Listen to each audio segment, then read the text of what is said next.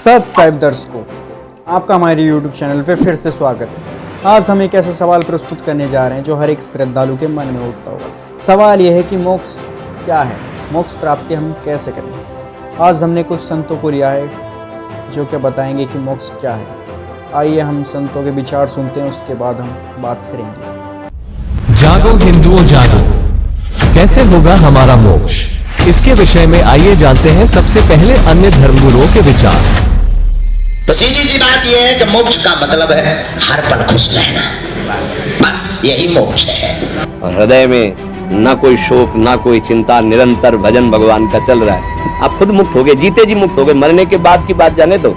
इस ब्रह्मांड में जितने भी तथाकथित अपने आप को धर्म कहने वाले विषय हैं, वो मोक्ष की बात कोई नहीं करेगा, कहीं मोक्ष की चर्चा नहीं। भगवान का नाम बार बार पुकारता रहे तो जो तपस्या से भी मुक्ति नहीं होती, वो भगवान की कथा से सहज मुक्ति हो जाती है। जो कुछ तुम्हें चाहिए उसके अलावा बाकी जो कुछ तुमने पकड़ रखा हो, फिर उसे बोझ जानकर त्याग देना, यही मुक्ति है। समझ ही गए हो कि मुक्ति का मतलब सिर्फ छोड़ना ही नहीं है, मुक्ति का मतलब पाना भी है। शिव महापुराण की कथा कहती है, मात्र एक सूत्र भी हमारे जीवन में हमने अगर उतार लिया तो वो 6 सूत्र का एक सूत्र पाने पर भी हम भगवान के परम धाम को, मोक्ष पद की ओर जा सकते हैं। मृत्यु के समय पर, प्राण छूटते समय मनुष्य के मस्तक पर यदि त्रिपुंड लगा हुआ है तो वो जीव कभी फिर मृत्यु लोक में जन्म नहीं लेता।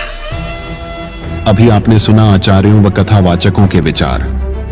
सभी ने अपने विचार से अलग अलग मोक्ष की परिभाषा बताई, लेकिन हम अब अपने धर्म के शास्त्रों, गीता, वेद, पुराणों से जानेंगे कि पूर्ण मोक्ष की विधि क्या है, जिससे हम दोबारा जन्म मृत्यु के चक्र में नहीं आएंगे।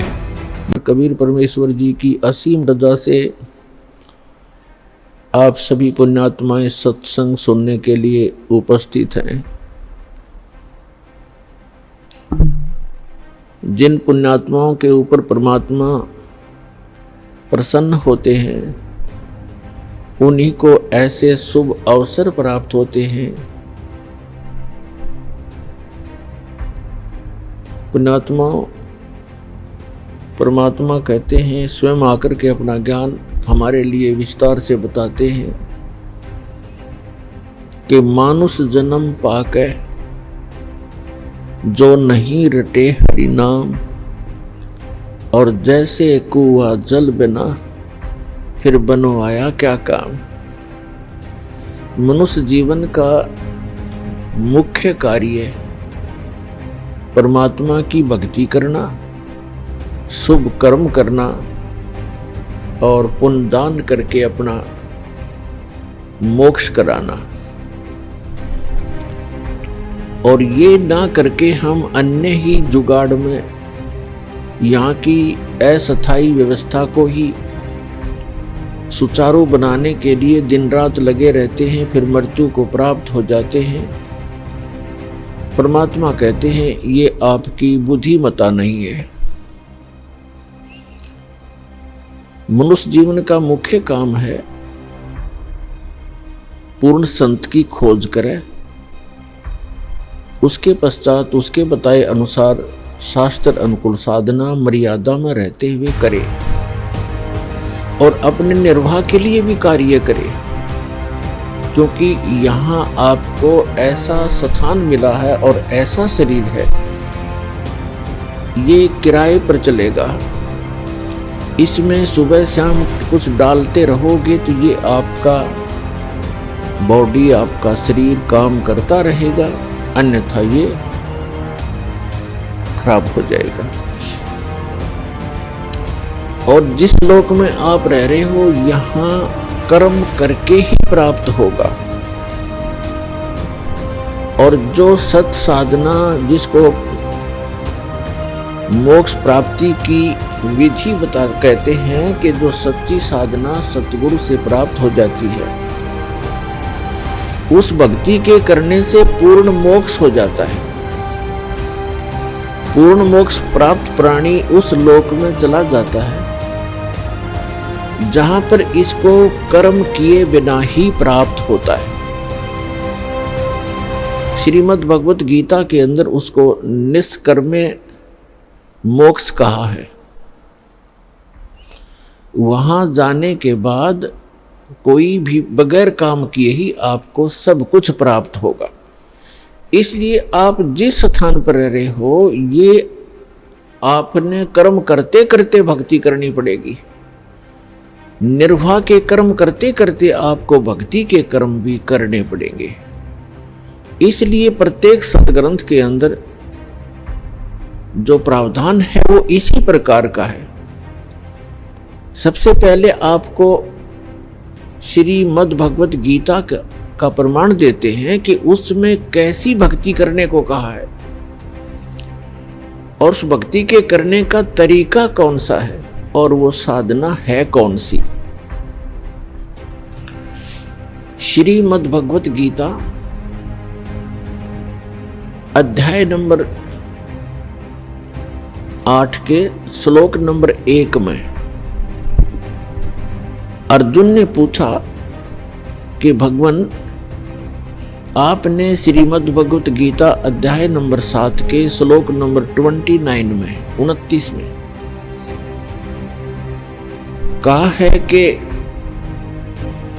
मेरे ज्ञान का जो आश्रय कर लेते हैं, कौन से ज्ञान का? गीता अध्याय नंबर 4 के श्लोक नंबर 32 और 34 में एक विशेष उल्लेख है कि सच्चिदानंद घन ब्रह्म अपने मुख कमल से स्वयं ही यहाँ आकर के एक यथार्थ ज्ञान बताता है, उसको तत्व ज्ञान कहते हैं। तो चौथे अध्याय के 34वें श्लोक में कहा कि उस तत्व ज्ञान को तत्वदर्शी संत ही जानते हैं। उन तत्वदर्शी संतों के पास जाकर के उस तत्व ज्ञान को अर्जुन ग्रहण करो। यदि आप पूर्ण मोक्ष प्राप्त करना चाहते हो, यदि आप उस शाश्वत स्थान को प्राप्त करना चाहते हो, गीता अध्याय नंबर 18 के श्लोक नंबर 62 में, गीता अध्याय नंबर 15 के श्लोक नंबर 4 में, गीता अध्याय नंबर 18 के श्लोक नंबर 66 में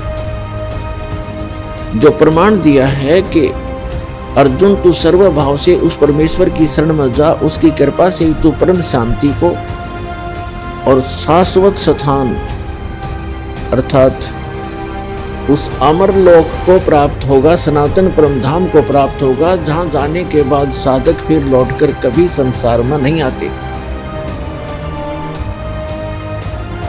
तो गीता अध्याय नंबर 7 के श्लोक नंबर 29 में गीता ज्ञानदाता कहता है कि जो मेरे इस ज्ञान का आश्रय कर लेते हैं और तत्वदर्शी संत की खोज कर लेते हैं, वे व्यक्ति फिर क्या करते हैं? जरा मरण मोक्षाय यतन्ति ते तत् ब्रह्म विदु कर्षणम अध्यात्म अखिल च कर्मम। वो व्यक्ति जो उस तत्ब्रह्म से परिचित हैं और सारे दातुम ज्ञान से परिचित हैं और सभी कर्मों से परिचित हैं, वे केवल जरा यानी वृद्धावस्था के दुख से और मरण माने मृत्यु के दुख से बचने के लिए ही प्रयत्न करते हैं, उससे मोक्ष प्राप्ति के लिए प्रयत्न करते हैं। जो व्यक्ति तत्ब्रह्म से परिचित हो जाते हैं और सारे दातुम ज्ञान से और सभी कर्मों से कि बुरे कर्म करोगे तो बुरा फल मिलेगा, अच्छे कर्म करोगे तो अच्छा फल मिलेगा, तुमने उस दरगाह का मैल नहीं देखा, धर्मराज के तिल तिल का लेखा। आज कोई कोढ़ी है, कोई रोगी है, कोई कैंसर पीड़ित है, किसी को अधरंग मार गया है, किसी की जुबान नहीं है, कोई गूंगा, कोई बहरा है, कोई लंगड़ा, कोई दोनों टांग कट गई है, कोई और अन्य भयंकर आपदाओं का सामना कर रहे हैं मनुष्य शरीरधारी प्राणी। और अन्य प्राणी भी आप देखते हो, कोई कुत्ता है, खाद लगी है, कीड़े पड़े हुए हैं, टांग टूट गई, पिछले हिस्से को पैरालिसिस हो गया है, दोनों पैरों को लटका के घसीट रहा है। तो ये आपके पूर्व जन्म के कर्मों का परिणाम है। तो ये ज्ञान सत्संग से होता है कि जैसे कर्म आप इस मानव शरीर में करोगे वो आगे आपको भोग्य होंगे। इसलिए आप जी ऐसे कर्म ना करो जो आपको आगे उनका दंड भोगना पड़े। और पीछे गलती में जो भी कुछ हो चुका है उसका प्रावधान, उसका एक विकल्प बताया है परमेश्वर ने कि मेरी शरण में, यानी कबीर परमात्मा पूर्ण ब्रह्म परम अक्षर ब्रह्म की शरण में जो व्यक्ति आ जाता है उनके सभी पूर्व जन्म के जो अनजानपने में हुए पापों का नाश कर दिया जाता है और पापों से ही प्राणी को कष्ट होता है। आगे फिर वो इस ज्ञान से परिचित होकर के भविष्य में ऐसी गलती वो करता नहीं, क्योंकि वो संपूर्ण अध्यात्म ज्ञान से और सभी कर्मों के परिणामों से परिचित हो चुका है। वो व्यक्ति केवल जरा और मरण, जरा माने वृद्धावस्था का कष्ट इस मनुष्य के ऊपर, मानव शरीर के ऊपर सबसे बड़ा भयंकर दुख है। प्रथम तो वृद्धावस्था का और दूसरा फिर मृत्यु। आप सारा जीवन लगे रहते हो अपने परिवार को सुरक्षित और सुखी बनाने के लिए और कोठी कार फैक्ट्री जचाने के लिए, और एक सेकंड में मृत्यु हो जाती है। बताओ किस काम पर सारा जीवन डिवोट कर दिया आपने, जो आपका था नहीं, आपके संग जा नहीं सकता, जिसको आप अनजानपने में अध्यात्म मार्ग का ज्ञान ना होने से, परमात्मा कहते हैं आप यहाँ अस्थायी वस्तुओं को स्थायी जानकर बालकों की तरह अपना सारा जीवन वहीं नष्ट कर देते हो। और जो कुछ भी आपके पूर्व जन्म के भाग्य में है और वही आपको मिलता है। आप अपनी चतुरता के कारण, अध्यात्म मार्ग से अपरिचित होने के कारण आप अपने भविष्य के कर्म और खराब कर लेते हो। इसलिए ये आपको एक तत्व ज्ञान रूपी दीपक दिया जाता है, एक टॉर्च दी जाती है, जिसकी रोशनी में आप अच्छे रास्ते पर चलें, गड्ढों और झाड़ जंखाड़ों में ना घुस जाएं, जो आपको दुखदाई होते हैं। तो प्रसंग चल रहा है कि जरा और मरण से छूटने का प्रयत्न जो करते हैं, तो जैसे आप अपने बच्चों की परवरिश के लिए, इनको सुखी बनाने के लिए अपना सारा जीवन लगा देते हो और भक्ति साधना करते नहीं, तो जो कुछ भी आपके पूर्व जन्म के संस्कार प्रारब्ध में, किस्मत में लिखा है, आपको केवल उतना ही मिलेगा। मासा घटे न तिल बधे, विद ना लिखे जो लेख। परमात्मा ने, विधाता ने आपके कर्मानुसार जो भी आपके प्रारब्ध में, आपकी किस्मत में जो लेख लिख दिए, वो आपके किसी प्रकार के भी प्रयत्न से ना कम हो सकते हैं, ना वो बढ़ सकते हैं, अच्छे या बुरे। फिर क्या बताते हैं, इसके साथ साथ एक विकल्प बताया है कि सच्चा सतगुरु मेट कर ऊपर मारे मेघ।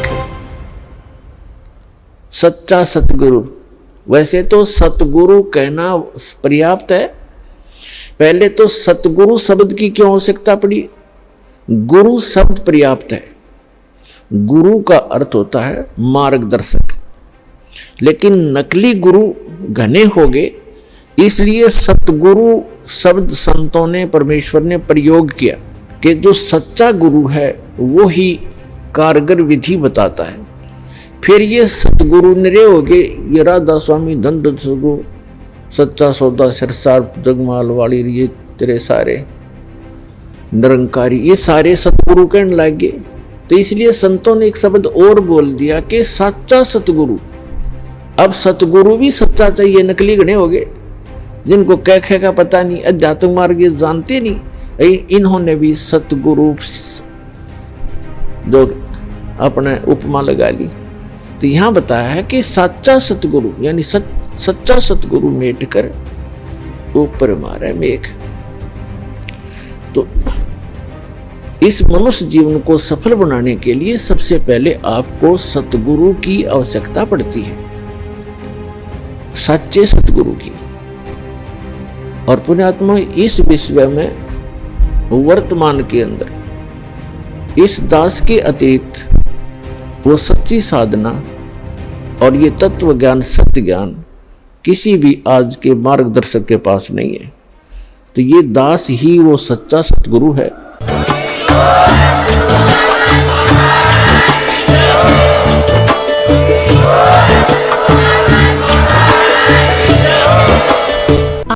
जैसा कि आप सभी लोगों ने देखा, संत रामपाल जी महाराज जी ने हमें बताया, प्रमाणों के साथ सिद्ध किया और बताया कि इस प्रकार से हम मोक्ष प्राप्ति हो सकती है। आपने वीडियो देखी और बताएं कमेंट में क्या ये सही है या गलत। अगर आपको ये सही लगती है तो प्लीज़ ज़्यादा से ज़्यादा शेयर करें और इनके आई हो तो प्लीज़ लाइक करें और सब्सक्राइब करें। Thank you YouTube family.